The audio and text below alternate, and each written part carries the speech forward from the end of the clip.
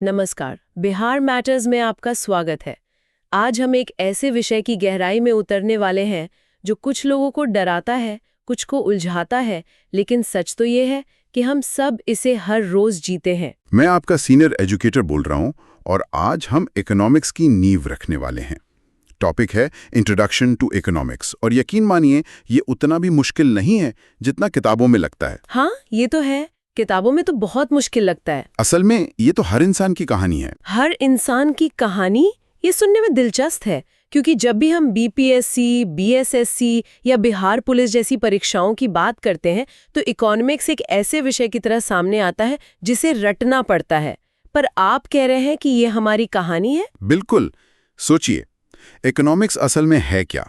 ये बस एक कहानी है हमारी कभी ना खत्म होने वाली ख्वाहिशों और आप कह सकते हैं हमारी छोटी सी जेब के बीच की खींचतान की। अच्छा।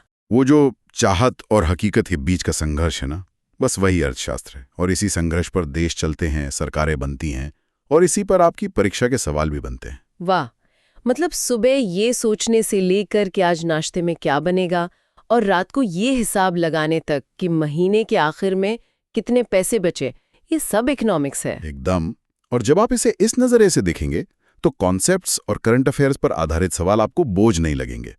तो चलिए इसी कहानी के पहले अध्याय से शुरू करते हैं। जरूर। तो इस कहानी का विलेन कौन है? विलन, हाँ, इसमें एक मूल समस्या है जो इस पूरी कहानी को जन्म देती है। इसे कहते हैं द बेसिक इकोनॉमिक प्रॉब्लम, यानी मूल आर्थिक समस्या। इसके दो पहलू हैं। ओके। पहला, हमारी जरूरतें, हमारी इच्छाएं असीमित हैं, अनलिमिटेड वांट्स। ये तो मैं रोज महसूस करती हूँ।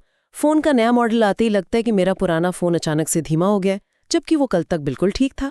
बिल्कुल यही, एक जरूरत पूरी होती है, 10 नई खड़ी हो जाती हैं। और कहानी का दूसरा पहलू यानी विलन का दूसरा रूप है, इन असीमित इच्छाओं को पूरा करने वाले संसाधन सीमित हैं, लिमिटेड रिसोर्सेस। अच्छा। पैसा, समय, जमीन, पेट्रोल, सब कुछ लिमिटेड है। तो असीमित इच्छाएं और सीमित संसाधन, यही वो टकराव है जिसकी आप बात कर रहे थे। इसी की वजह से हमें चुनना पड़ता है। एग्जैक्टली। यही वो शब्द है जिस पर पूरी इकोनॉमी टिकी है, चुनाव, चॉइस। क्योंकि संसाधन सीमित हैं, इसलिए हर व्यक्ति, हर परिवार और हर सरकार को चुनाव करना पड़ता है। और इसी चुनाव से 3 बुनियादी सवाल पैदा होते हैं जिन्हें अर्थव्यवस्था की केंद्रीय समस्या या सेंट्रल प्रॉब्लम ऑफ इकोनॉमी कहते हैं। ठीक है, यहाँ पर बात वाकई दिलचस्प हो रही है। ये 3 सवाल कौन से हैं जो हर देश को खुद से पूछने पड़ते हैं? पहला सवाल, क्या उत्पादन करें? What to produce? हमारे पास जो सीमित स्टील, सीमेंट और पैसा है, उससे हम देश में बुलेट ट्रेन बनाएं या हर गांव में अस्पताल? ये तो बहुत मुश्किल चुनाव है ना? फाइटर जेट खरीदें या स्कूलों में डेस्क बेंच लगवाएं? ये पहला सवाल है। और दूसरा सवाल क्या होगा? दूसरा है, कैसे उत्पादन करें? How to produce? मान लीजिए हमने तय किया कि कपड़ा बनाना है, तो क्या हम हजारों बुनकरों को काम पर लगाएं, मतलब लेबर इंटेंसिव तरीके से, या कुछ बड़ी बड़ी ऑटोमेटिक मशीनें लगा दें, जो हुआ कैपिटल इंटेंसिव? और इससे तो रोजगार पर सीधा असर पड़ता होगा। बिल्कुल। और तीसरा सवाल जो शायद सबसे ज्यादा महत्वपूर्ण है, वो क्या है? वो है किसके लिए उत्पादन करें? फॉर हुम टू प्रोड्यूस? जो भी चीजें बन रही हैं, चाहे वो कार हो या अनाज, वो किसे मिलेंगी? क्या वो सिर्फ उन्हीं को मिलेंगी जो खरीद सकते हैं, या सरकार गरीबों तक भी उसे पहुंचाएगी? मतलब समाज में उसका बंटवारा कैसे होगा? हाँ, ये सवाल सीधे सीधे समानता और असमानता से जुड़ा है। क्या, कैसे और किसके लिए? ये 3 सवाल सुनने में जितने आसान लगते हैं, इनके जवाब उतने ही मुश्किल है और शायद यही एक देश की पूरी इकोनॉमिक पॉलिसी तय करते हैं। आपने नस पकड़ ली। इन्हीं 3 सवालों के जवाब देने के तरीके से ही अलग अलग तरह की अर्थव्यवस्थाएं बनती हैं। इससे पहले कि हम अर्थव्यवस्था के प्रकारों पर जाएं, मेरे मन में एक सवाल आ रहा है। हम बार बार उत्पादन शब्द का इस्तेमाल कर रहे हैं। ये उत्पादन होता किन चीजों से है? इसके लिए क्या-क्या जरूरी होता है? बहुत अच्छा सवाल है। किसी भी चीज को बनाने के लिए, चाहे वो एक कप चाय हो या एक हवाई जहाज, हमें 4 चीजों की जरूरत होती है। इन्हें ही अर्थशास्त्र की भाषा में उत्पादन के कारक या फैक्टर्स ऑफ प्रोडक्शन कहते हैं। ठीक है, तो ये 4 जादुई चीजें क्या हैं? पहली है भूमि, लैंड। लेकिन इसका मतलब सिर्फ जमीन का टुकड़ा नहीं है। इसमें प्रकृति से मिलने वाली हर चीज शामिल है, पानी, हवा, जंगल, कोयला, खनिज, सब कुछ। समझ गए। दूसरा तो शायद श्रम, लेबर होगा, यानी इंसानी मेहनत। सही है। वो दिहाड़ी मजदूर हो या किसी कंपनी का सीईओ, हर कोई श्रम ही कर रहा है। ठीक है। तीसरा है पूंजी, कैपिटल, इसमें सिर्फ पैसा नहीं आता। मशीनें, औजार, फैक्ट्री के बिल्डिंग, ट्रैक्टर, वो सारी इंसानों की बनाई हुई चीजें जो और उत्पादन करने में मदद करती हैं, वो सब पूंजी हैं। भूमि, श्रम, पूंजी, ये 3 तो समझ में आते हैं, लेकिन चौथा क्या है? ये थोड़ा अलग होगा शायद।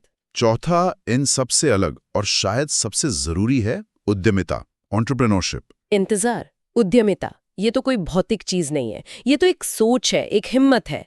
इसे उत्पादन का कारक क्यों माना जाता है? आपका सवाल ही इसका जवाब है। सोचिए, आपके पास बहुत सारी जमीन है, हजारों मजदूर काम करने को तैयार हैं और बैंक में करोड़ों की पूंजी रखी है।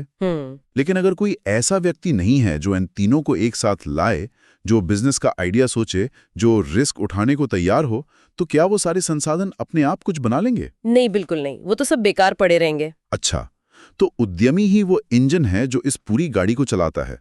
वो इन बाकी तीनों कारकों को काम पर लगाता है। अब समझ आया। इसे याद रखने के लिए एक आसान तरीका है LLCE, land, labour, capital, entrepreneurship. LLCE, ठीक है, ये याद रहेगा। अब वापस उस बात पर आते हैं कि इन्हीं कारकों पर नियंत्रण से अर्थव्यवस्थाएं बनती हैं। तो अगर इन्हीं LLCE पर किसी प्राइवेट आदमी का कंट्रोल है, तो वो कैसी अर्थव्यवस्था होगी? वो होगी पूंजीवादी अर्थव्यवस्था, कैपिटलिस्ट इकोनॉमी। यहाँ उत्पादन के साधन ज्यादातर निजी हाथों में होते हैं। सरकार का हस्तक्षेप कम से कम होता है और मुख्य मकसद होता है मुनाफा कमाना। अमेरिका इसका सबसे क्लासिक उदाहरण है। लेकिन इसमें एक खतरा भी तो है। अगर सब कुछ सिर्फ मुनाफे के लिए होगा, तो फिर समाज के जरूरतमंद लोगों का क्या होगा? क्या ये सिस्टम असमानता को बढ़ावा नहीं देता? यही इसकी सबसे बड़ी आलोचना है।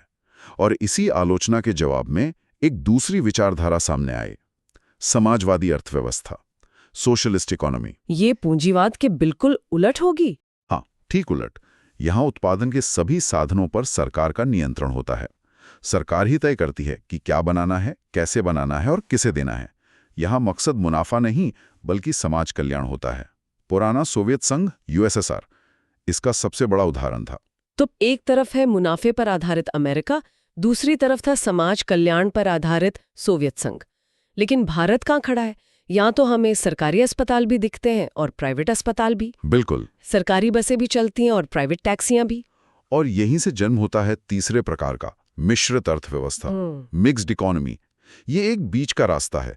यहाँ प्राइवेट और सरकारी दोनों क्षेत्र साथ साथ काम करते हैं। कुछ जरूरी सेक्टर जैसे रक्षा, रेलवे सरकार अपने पास रखती है, और बाकी क्षेत्रों में प्राइवेट कंपनियों को काम करने की आजादी देती है। एकदम सही। और भारत दुनिया में मिश्रित अर्थव्यवस्था का सबसे बड़ा और सफल उदाहरण है। तो ये हमारी परीक्षा के लिए एक स्टार मार्क वाला वन लाइनर हो गया। भारत की अर्थव्यवस्था का प्रकार क्या है? जवाब है मिश्रित अर्थव्यवस्था। बिल्कुल।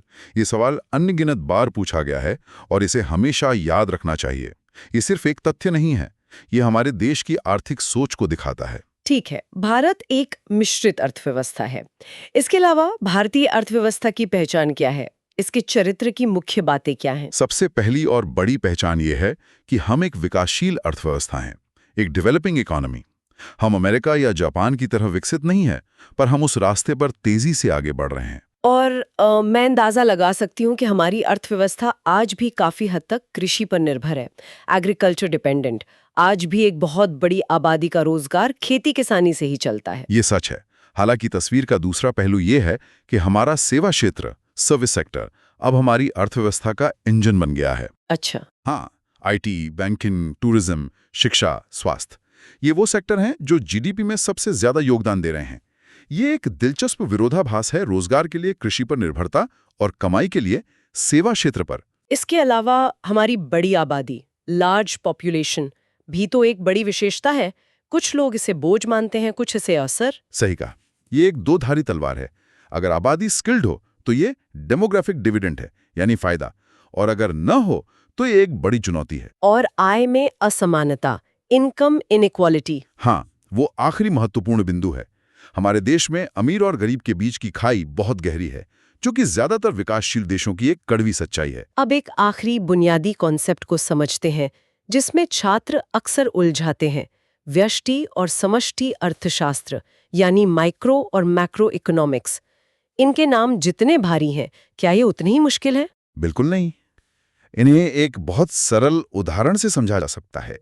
मान लीजिए आप एक जंगल में गए। अगर आप किसी एक खास पेड़ को देख रहे हैं, उसकी पत्तियों का रंग, उसकी टहनियों की बनावट, तो आप व्यष्टि यानी माइक्रो इकोनॉमिक्स का अध्ययन कर रहे हैं। मतलब किसी एक इकाई का अध्ययन, जैसे एक ग्राहक का व्यवहार या एक अकेली कंपनी अपने सामान का दाम कैसे तय करती है, ये सब माइक्रो हुआ। एकदम सटीक। मांग और पूर्ति, डिमांड एंड सप्लाई का नियम माइक्रो इकोनॉमिक्स का दिल है। लेकिन अगर आप उस एक पेड़ के बजाय दूर पहाड़ी पर खड़े होकर पूरे जंगल को एक साथ देख रहे हैं, जंगल कितना घना है, उसमें आग लगने का खतरा कितना है, तो आप समष्टि यानी मैक्रो इकोनॉमिक्स का अध्ययन कर रहे हैं। अच्छा, तो जब हम पूरे देश की अर्थव्यवस्था को एक साथ देखते हैं तो वो मैक्रो है। जैसे देश की कुल आमदनी, नेशनल इनकम, जीडीपी की विकास दर, महंगाई, बेरोजगारी, बिल्कुल ये सब बड़े राष्ट्रीय स्तर के मुद्दे हैं। तो परीक्षा के लिए याद रखें, माइक्रो मतलब मैं यानी व्यक्तिगत स्तर, मैक्रो मतलब मास यानी राष्ट्रीय स्तर। एक पेड़ बनाम पूरा जंगल। ये शानदार तरीका है इसे याद रखने का। चलिए, आज हमने इकोनॉमिक्स की पूरी बुनियाद को समझ लिया है। कहानी की शुरुआत उसकी मूल समस्या से हुई, फिर हमने उत्पादन के कारक समझे, अर्थव्यवस्थाओं के प्रकार जाने, और आखिर में माइक्रो और मैक्रो का फर्क भी समझा। हाँ, और अगर हम इन सब को एक साथ देखें तो एक बड़ी तस्वीर उभरती है। अब हम कुछ सबसे जरूरी निकात यानी परीक्षा के लिए वन लाइनर्स को दोहरा सकते हैं। बिल्कुल। तो पहला, अर्थव्यवस्था की जड़ में कौन सी समस्या है? असीमित इच्छाएं और सीमित संसाधन, unlimited wants and limited resources. दूसरा, भारत किस प्रकार की अर्थव्यवस्था है? मिश्रित अर्थव्यवस्था, मिक्स्ड इकोनॉमी। तीसरा, उत्पादन के कुल कितने कारक हैं और कौन-कौन से? 4 कारक हैं, LLCE, लैंड, लेबर, कैपिटल, एंटरप्राइजशिप, यानी भूमि, श्रम, पूंजी और उद्यमिता। और आखिर में माइक्रो और मैक्रो में मुख्य अंतर। माइक्रो मतलब जंगल का एक पेड़ यानी व्यक्तिगत इकाइयों का अध्ययन। मैक्रो मतलब पूरा जंगल यानी पूरी अर्थव्यवस्था का अध्ययन। ये सब वो फाउंडेशनल ब्लॉक्स हैं जिनके बिना आप इकोनॉमी की इमारत खड़ी नहीं कर सकते। लेकिन यहाँ से एक सवाल आगे के लिए सोचने को मिलता है। हमने बात की कि भारत का सेवा क्षेत्र बहुत तेजी से बढ़ रहा है। तो सोचिए कि आने वाले 20-30 सालों में ये बदलाव हमारी मिश्रित अर्थव्यवस्था के चरित्र को कैसे बदलेगा। ये तो सोचने वाली बात है। क्या हम और ज्यादा पूंजीवाद की तरफ झुकेंगे या फिर असमानता को देखते हुए सामाजिक कल्याण की भूमिका और भी ज्यादा बढ़ जाएगी? इसका कोई आसान जवाब नहीं है और यहीं पर इकोनॉमिक्स दिलचस्प हो जाता है। ये था आज का लेक्चर बिहार मैटर्स पर। याद रखिए, इकोनॉमी स्ट्रांग होगी तो जीएस स्कोरिंग हो जाएगा। मिलते हैं नेक्स्ट लेक्चर में।